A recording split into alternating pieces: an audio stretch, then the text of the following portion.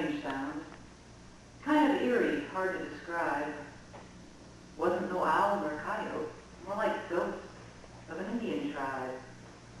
Sort of drumming, sort of chanting, all so very dim. I climbed from bed to listen, seemed was coming from the wind.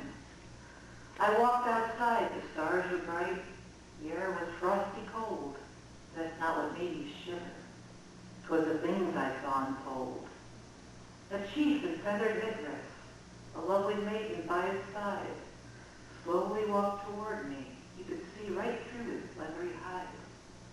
Then as he stood before me, he took on solid form. He raised his hand, a sign of peace. His face was kind and warm.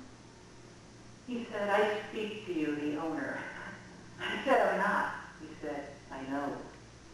You are caretaker, a noble word. A steward, is that not so? The man who pays the mortgage lives in a big suburban house. You see him twice a year, perhaps, when he hunts for deer or grouse. He tells his friends he owns a ranch, but he never smells the sage or stops to watch the circling hawk. His mind is birding cage. He owns a piece of paper that he pays his taxes on.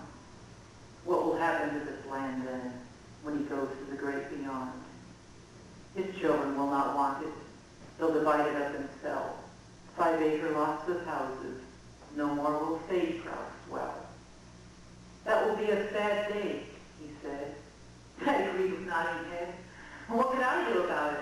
I asked his wife when from the dead. "There is nothing you can do." "Then why did you come here?" "To speak of ownership and stewardship and a death you need not fear. He thinks he owns a house and land, but these he cannot keep. He is steward of financial deals, and what you sow, you reap. His heaven will still have boardrooms, making wheels and deals. He'll keep the illusion of ownership because he likes the way it feels. Truly where I dwell, my friend, there's a happy hunting ground, with water sweet, and buffalo, and deer and elk abound. The things you try to grasp on tight will be water through your fingers, but what you drink into your soul will be the joy that lingers. I tell you this, for you feel shame in being called caretaker. But is that not the grandest word that can be bestowed on by our Maker? I started to ask a question, but his form had turned to air. I drank in all the brilliant stars and the mountains way out there. I own next to nothing, yet all of this was mine. It would be through eternity, for the fruits reflect the vine.